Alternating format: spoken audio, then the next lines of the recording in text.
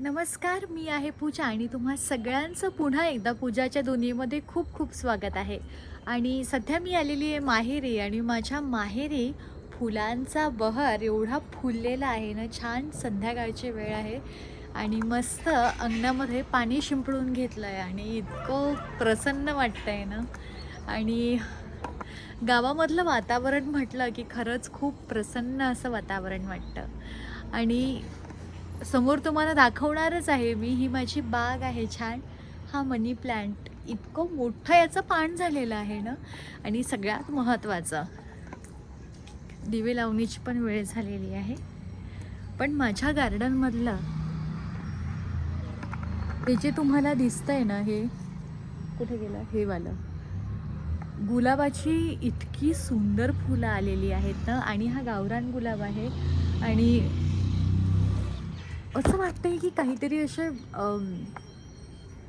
चांदण्यासारखे काहीतरी असे स्टिकर लावलेले आहेत. पण ही शेवंती आहे आणि ही इतकी सुंदर दिसत आहे ना यावेळेला. आणि त्याच्यामधोमध एकदम असा हा पांढऱ्या कलरचं फूल आणि ती दोन गुलाबाची फुलं, हे इतकं सुंदर दिसत आहे ना. आणि खरंच आपल्या आजूबाजूला आपण छान झाडं लावलेली असली ना की घर कसं प्रसन्न असं वाटतं. आणि मागच्या बाजूला चांदोमामाचं आगमन झालेलं आहे, संध्याकाळ झालेली आहे. इकडे सूर्यास्त होत आहे आणि इकडे चांदोमामा आलेले आहेत. तर सुंदर असं हे वातावरण. आणि पुढे मी तुम्हाला ही बाग दाखवणार आहे. तर चला बघूया छान.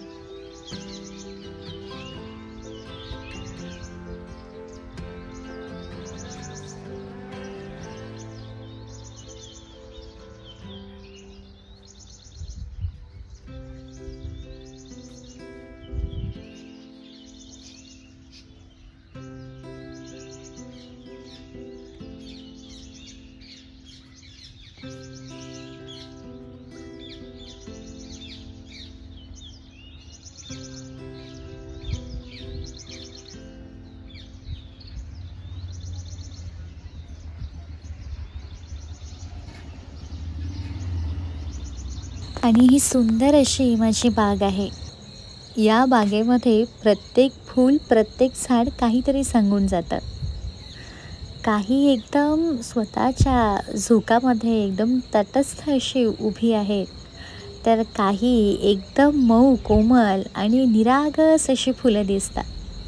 तर सुंदर असा हा मनी प्लांट, याची पानं तर एवढी मोठी-मोठी झाली ना, आणि एका छोट्याशा पाईपमध्ये लावलेला हा मनी प्लांट होता. याला बरेच 5-6 वर्ष झाली असतील आता. पण अजूनही छान मस्त वसंत ऋतू आला, की तो सुंदर अशा त्याच्या पानामध्ये, त्याच्या रंगामध्ये बहरतो.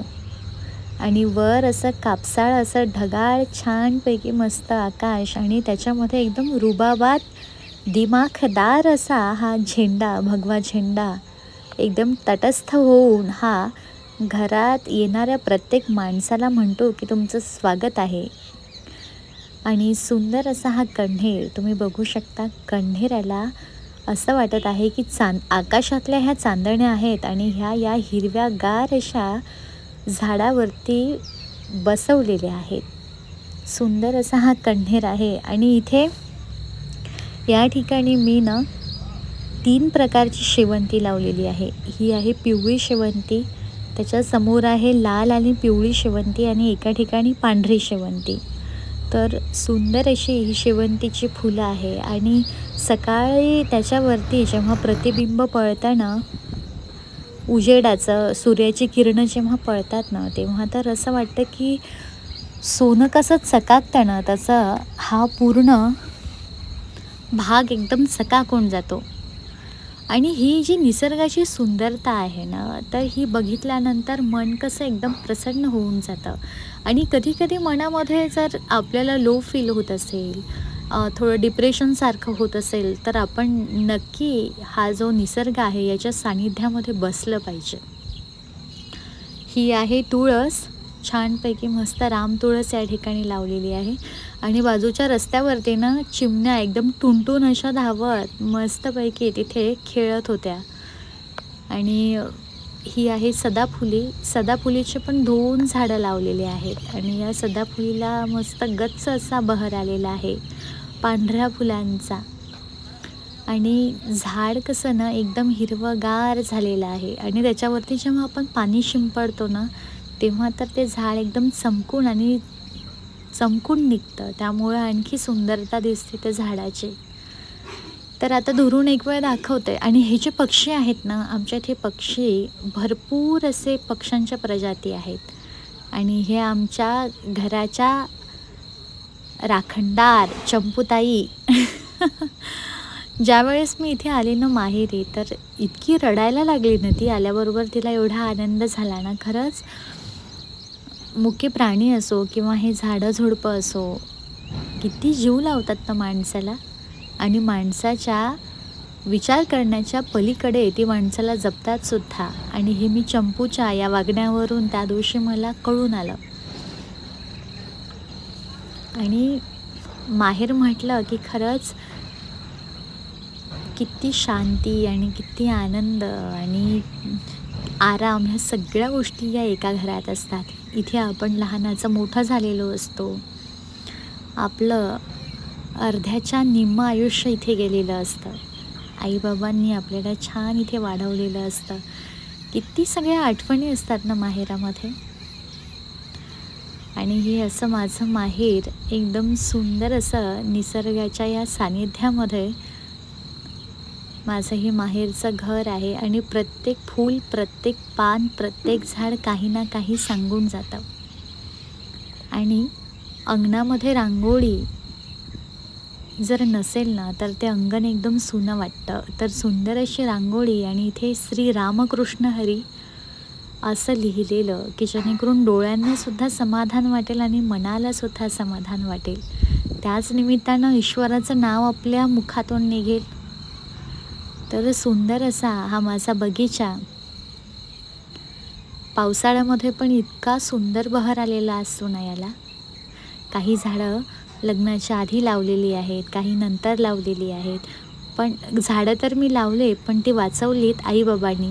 कारण त्याला रोज पाणी घालणं, खत देणं, सगळं व्यवस्थित साफसफाई करणं, मी लावायचं काम केलं आणि या झाडांना जीवनदान देण्याचं काम आई बाबा करतात. तर असा हा माझा छान माहेरचा ब्लॉग तुम्हाला कसा वाटला हे मला कॉमेंट्समध्ये नक्की सांगा आणि आवडल्यास हा व्हिडिओ लाईक करा, शेअर करा, सबस्क्राईब करा. तोपर्यंत धन्यवाद.